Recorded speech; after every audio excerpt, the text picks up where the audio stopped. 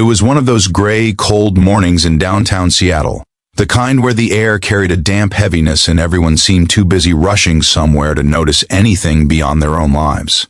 The sidewalks shimmered faintly with leftover rain, and cars honked impatiently at red lights. Amid the city's restless heartbeat, Emily Carter, a 27-year-old nurse struggling to find her own place in the world, stood at the crosswalk clutching a cup of lukewarm coffee and a sense of quiet defeat. Her shift at the hospital had drained her, and lately every day felt the same. Long hours, endless exhaustion, and a growing emptiness she couldn't explain. But that morning, as the pedestrian light blinked red, she noticed something that pulled her out of her fog. An old man, frail and unsteady, waiting at the other side of the street. His hands trembled on his cane, his coat hung too loosely on his thin frame, and he looked as if the city had forgotten him long ago. Cars zipped past, indifferent, and people hurried by without a glance. Emily's heart clenched. Without thinking, she set down her coffee, jogged across the crosswalk before the light changed, and gently placed her hand on the man's arm. "Come on, sir," she whispered softly, steadying him as they crossed together, step by slow step, through the swirl of traffic and city noise. For a brief moment, the world seemed to pause, a quiet act of kindness cutting through the chaos. When they reached the curb, the old man looked up at her with eyes so pale and tired they seemed to hold decades of stories. He gave a small, grateful smile, one that felt like sunlight breaking through the clouds. "If you believe in kindness, compassion, and second chances, please take a moment to like this video, share it, and subscribe to our channel. Let's spread love, one story at a time." Emily was about to leave when the old man spoke softly, his voice trembling like the rest of him. "You remind me of someone, my daughter," he said, eyes glistening. "She used to help people too. Before—" His voice broke off, and Emily felt a pang in her chest. She wanted to ask more, but before she could, he handed her a small folded paper. "Please," he said quietly, "if you ever find yourself lost, read this." And with that, he slowly walked away, disappearing down a narrow street before she could even ask his name. That night, exhausted but curious, Emily unfolded the paper. It wasn't a letter, it was an address, handwritten in a shaky scrawl, with a single line underneath, "Where hearts heal, destiny begins." Confused but strangely drawn, she tucked it into her purse, promising herself she'd forget it. But the next few days, she couldn't. Something about that man, his eyes, his trembling voice, wouldn't leave her mind.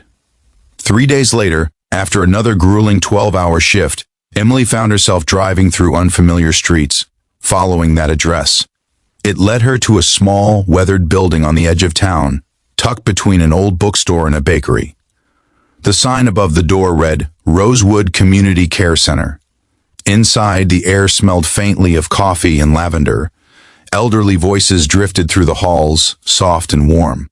She approached the front desk hesitantly, asking about a man who walked with a cane, thin, with pale blue eyes. The receptionist's face softened. "Oh, you must mean Mr. Thompson," she said. "He's been here for years. He's not been the same since his daughter passed away in a car accident a decade ago." Emily froze. A lump formed in her throat. "She was a nurse too," the woman added. "Dedicated, kind. He never really recovered." Emily's hands trembled. She realized that the man she'd helped wasn't just some stranger. He was someone who had carried grief for years, the kind that hollowed people out from the inside. And somehow, by helping him, she had stepped right into the path of something bigger than coincidence. Moved by an unexplainable pull, Emily began volunteering at Rosewood. At first, it was once a week, helping serve meals, reading to the residents, walking with Mr. Thompson when he felt up to it. But soon, it became more than volunteering. It became purpose. Mr. Thompson began opening up, telling her stories about his daughter, Anna, how she had dreamed of building a free healthcare clinic for people who couldn't afford treatment. He showed Emily a dusty notebook filled with Anna's handwritten plans, sketches, lists, notes of hope and love for strangers she'd never met. One night, as Emily sat in her car outside the center, tears welled in her eyes. She realized something profound. In trying to save others every day at the hospital, she had forgotten what healing really meant. It wasn't just medicine or charts or surgeries.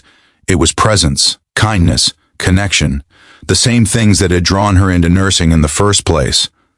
Months passed and Emily's bond with Mr. Thompson grew. He told her she reminded him of Anna, not just in kindness but in spirit.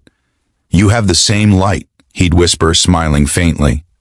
When his health began to fade, Emily stayed by his side through his final days. One evening, as the sun melted behind the horizon, he held her hand and whispered his last words, "Promise me, don't let her dream die." Then, with a soft sigh, he was gone.